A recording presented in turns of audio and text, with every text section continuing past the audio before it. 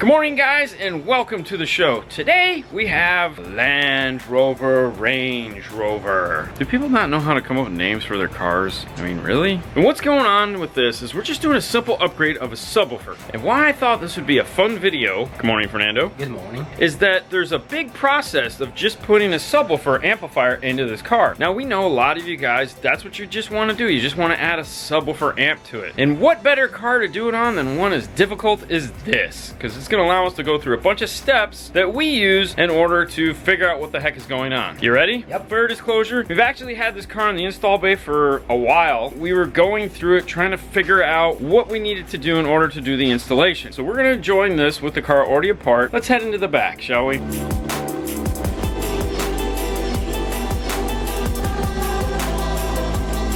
On the back of the car here, we got a bunch of stuff going on. Let's take a look at it. On the passenger side, we have the power distribution, fuse holders, and we have this area right here.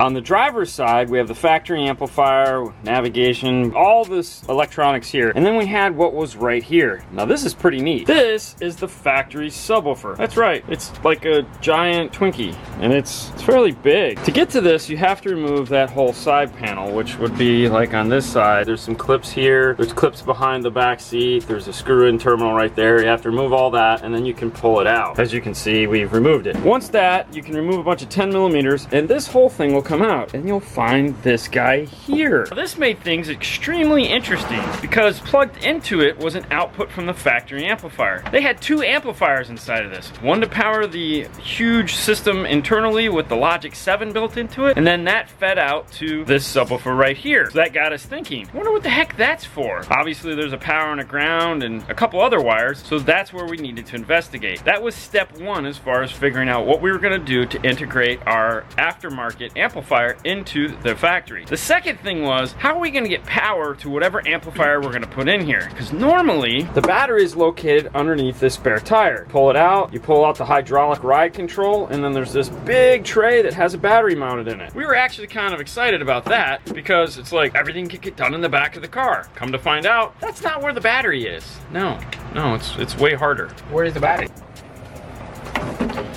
The battery in this happened to be way over here in the passenger side of the car. I can only imagine how much fun it is to replace this battery because this hood barely comes up. This piece of plastic covers it. So I'm thinking, like, to get to this battery, you have to pull off these windshield wipers. It just looks like it's a real pain. But for us, we need to get into here to run our wire, put our fuse holder, and get power back. The other thing that's really unique about a Land Rover is the way they do their wire management in their carpet. These carpets, these things are like made out of concrete. There's not a lot of room to do anything. What that means is if you're trying to run a wire somewhere, there is no room to do that. Like, I can barely get my finger underneath here. Why that matters is because where are we going to put this amplifier, and how far is the power wire going to have to be? Since we have to go all the way up to the front of the car, to the back of the car, and then what gauge wire does it have to be? Now, for an amplifier, we're going to be doing the Rockford T750.1, which I'll unbox and show you in a minute, which requires an 8 gauge. However, if we have to run the wire from all the way up here along here, it's going to have to come all the way to the back of the vehicle because we can't cut across here without crushing the wire, and that would be bad. The factory wiring harness runs along the back here, you can see it right there, and then mount the amplifier there. That's going to be like 20 feet of power wire, which at that length, 8 gauge is not going to be sufficient. So we'd have to up it to 4 gauge. Now, if we went with a bigger amplifier that takes a 4 gauge, there again, 20 feet of wire,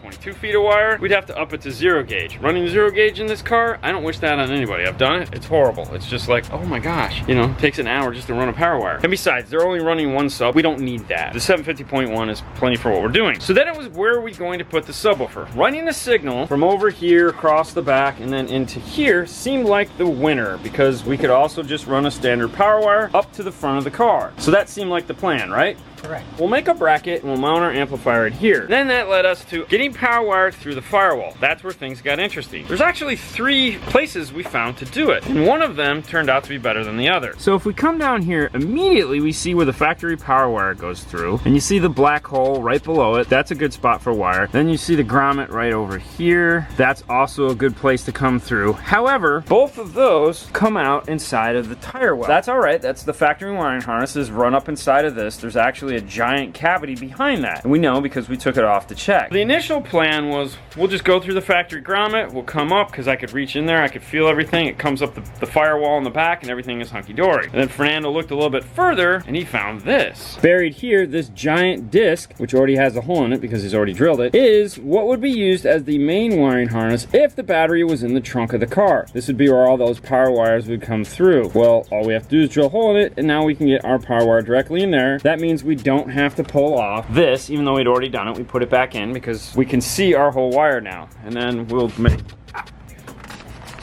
Ow.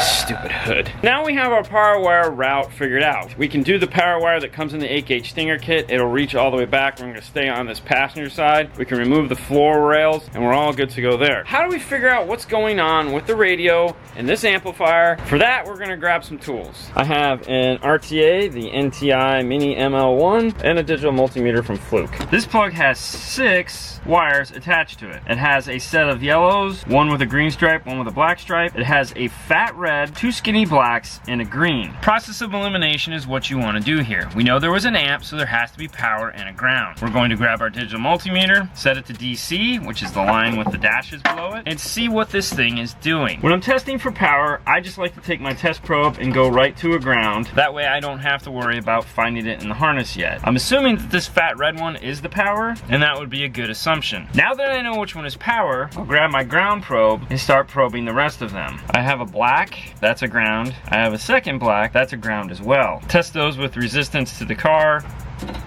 I'm getting the same on both. So it's a fair assumption these are my power and ground. This green wire is an oddity because it doesn't match the other ones and it's way out of what would be normally a signal path. It could be some form of remote turn on. Put one of my test leads into the ground and with voltage, I have nothing. Fernando, turn on the car. So with the stereo on, I'm getting 11 volts out of it. Now we'll go ahead and turn off the car and the radio shuts off, but this stays on. Now that's really kind of normal with a lot of factory systems, is that there is a certain amount of delay between when it turns on and when it turns off. That's to avoid pop, and also if the circuit is attached to something that makes chime through the factory stereo. So we can wait and see how long it's going to stay on for, and then decide if it's going to be good enough to turn on our amplifier.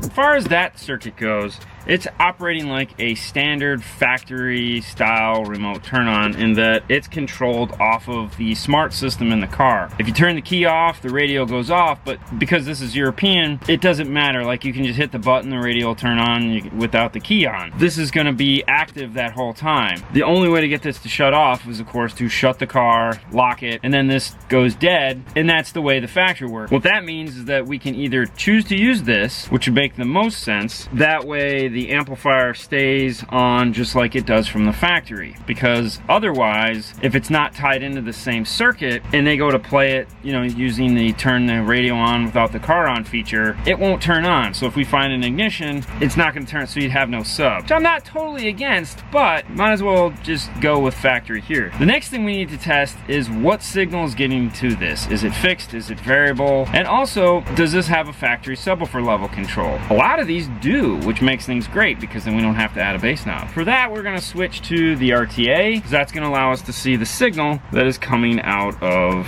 the radio. And the only two wires left are the yellow green, yellow black. If you can hear that, the engine is running. The one thing these do is that if the car is off, the radio will only get so loud, and then when the car is on, it gets a lot louder. Obviously to save battery life. I don't know, it's really kind of annoying. So we have to have the car running. Turn it up.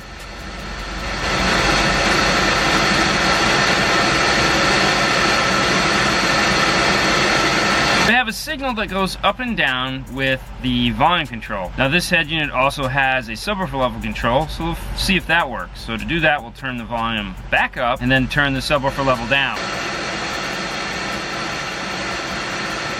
So we have signal that moves up and down with the volume control, and the subwoofer level still works. This is awesome. This is exactly what we were hoping for. So with this plug, it's almost like it has a conventional amp in mind. We have our unknowns known. We know where we can get through on the firewall. We know that the size wire that the amplifier requires and the length that it is going to work fine. We know that we have a signal and we can tap into it that the amplifier will take, and that it works with the volume control on the radio. And we also know we have a remote turn on that'll function function and allow us to use the radio the way it does from the factory. Join me on the bench, we'll take a look at the amplifier, and then we'll meet up with Fernando as he gets the fuse holder ready to go in. This is the Rockford Fosgate Power Series T750.1 micro amplifier. And it's small. In the box, you get the startup disc, because this has a distortion detector built into it. It's also got a bunch of nice tracks on it, like the pink noise we were just playing. You have the input plug. The nice thing about these amplifiers, they are high level or low level capable into the same input. You simply just cut it here, throw these RCAs away, and you can hook it up high level, which means in this case, though we will be doing it low level, we're gonna cut this off, run our wires over, and we're all set. Also is the instruction sheet on how to use the disc and a birth certificate. This one came in at 1054 watts at 1 ohm.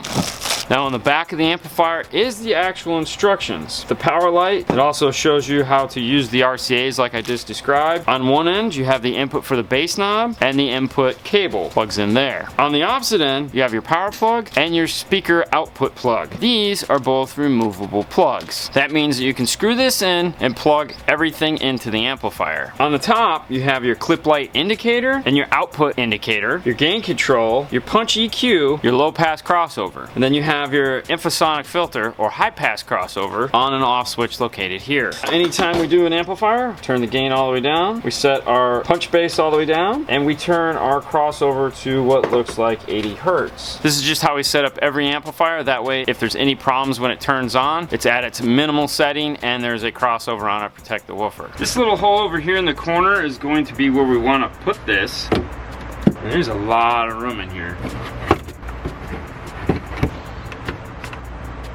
But like anything, that doesn't mean that's where it's gonna go, because once you get it in the car, sometimes you find new spots. For example, this area right here. The amplifier fits there.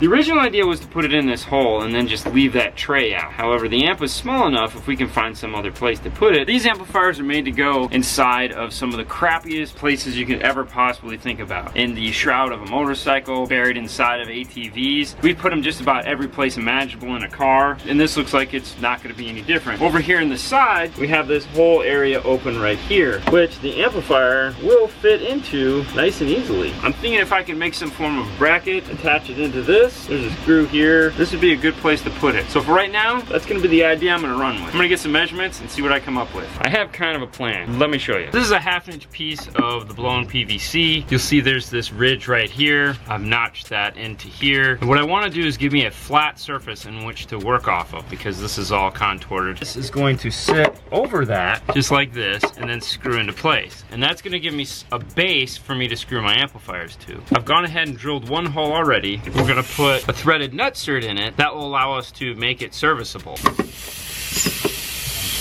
The reason why we use the pneumatic one in this case, as you saw, we needed to get in straight like that. And when you're using the pry ones, they're not going to be able to get to that point. Once I get that panel in place, I can make a second panel that the actual amplifier is going to mount to with all the wiring zip tied and fastened onto it, and put that into that location. And just like I have a game plan, Fernando also has a game plan for how he's going to mount the fuse holder. Let's take a look at it. Close to the positive terminal, we have a factory hole that we use. We make an S-bend, and the factory hole is right there. We use a screw, 10mm, and now our wire comes from that corner to this corner over here, attach the fuse, and go to the terminal. And I've also been working on my side of things. I've come up with the most complicated ever of amplifier mount. Well, not really, but come take a look. This is my amplifier mount. It doesn't really look like much. This is the piece we were talking about earlier that attaches into the car. And what I needed to do is come up with some way to mount my second piece of plastic onto that, but I can't get these screws in down here. I don't want to just put 2 screws because then it might wobble back and forth. So what I've come up with is a keyhole slot. This just slides on and off. Now on the back, I've put threaded nutserts that actually thread into the plastic, so I don't have to worry about, you know, it coming loose or warping or anything like that. This can mount into the car, and this screw right here that has a tapered edge will line up with this hole here, the keyhole slot. Mount, line it up, slide it in place. As you can see, it locks on. I can put my 2 top screws back in, and this will stay put. I'm gonna get this into the car, and then I'm gonna get this wired up. This amplifier takes an 8 gauge, this size here. And I'm the first one to say use ferrules. Like, I use ferrules on everything. You guys that follow the show know we use ferrules on everything. These don't use ferrules. The way this is designed to work is it's a square top like this, and then there's a C channel, and as you tighten it up, it comes in and it presses in like this, and it makes a great connection. It's not like a hole with a screw terminal that comes through the top and pokes into the wire. It's not something like this. I see people use ferrules on these all the time, and it doesn't work right, and it looks bad, and I don't think you're getting a good connection. The other thing is how far these things in. It's that deep into there. Most ferrules aren't that long. Now we cover our wire in the braided loom. We have a red piece of heat shrink, so we'll know which one is which. Take about 1/4 of an inch off of the end. Now make sure, just give it a little jiggle like this, and make sure that the U is all the way to the bottom, and you can look in and see. Push in the wire, and then check to make sure that it is all the way in. The shielding on the wire should go in about 1/8 of an inch, and then tighten it up. Move in your shrink wrap. Now we have a nice connection, very tight, and it's nice and in there, just like you would hope for using a ferrule, but they just don't work that well with this style connector. And we'll repeat the process with the ground wire.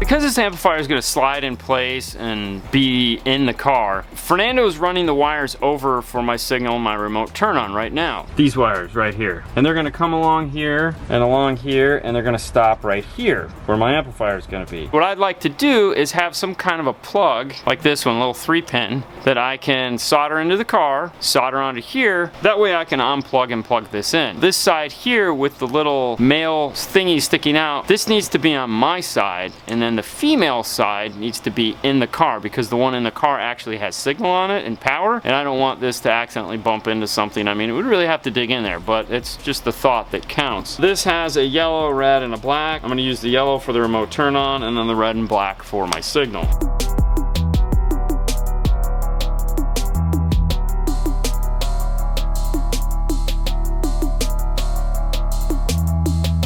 We have our input, we have our power, and now the only thing left is the subwoofer wire. For the sub wire, we're gonna be running a 10 gauge. I like to run a primary 10 gauge, meaning split wire. This is 2 separate power wires. The reason why I like to do that is in this braided loom, when you use the big, thick, attached wire, it doesn't flex all that well. It's hard to flex. When you use the primary wire, you get really nice bendy flexy stuff, and where this is going to go, it's nice to be able to coil this up and move it around and have it do what you want.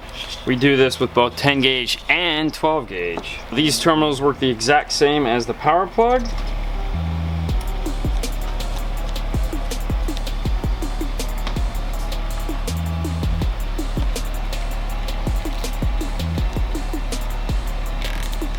We have our amplifier all wired up. We can get it into the car. Some things to look at here. The way the zip ties are, the tip is out, and it's like that because this has to be perfectly flat on the back side. As much as you like to hide those zip ties, sometimes you have to roll them to the top. If you're gonna do that, just make sure they all go the same direction.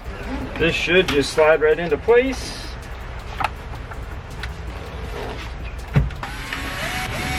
And there we have it. Next, we need to run these power wires forward. Grab those for me. I always want to try to follow along the factory path. That means we have to zip tie it into this area right here.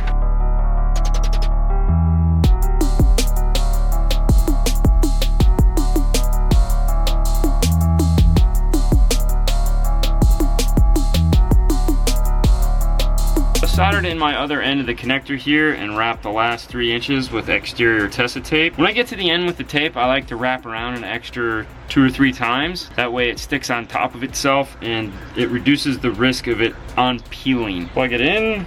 The last step is going to be the ground back here. Normally I like to try to find a ground point somewhere, but they were all up here, and I didn't think running in a 3-foot ground was that necessary. There's plenty of metal that's around here that's good. I'm gonna go right here with my ground point. Have a wire brush. This is a small ring terminal. For those, we use a smaller screw and a star washer. We like to use the star washers with the star on the inside and outside. Put the screw through, and drill it into place. Now that that's done, I'm gonna replace the side right here and get this area all back together. It tucks all the way up in behind, plenty of room. My gain controls are in the pocket there, so I don't have to worry about having access to those. And Fernando's almost done getting the power wire ran forward. As it turns out, we had that much room. Just a little bit, just enough to go in. All right, we got this thing all put back together and we're gonna turn it on and see what it sounds like. Let me hear it. Drop me some notes.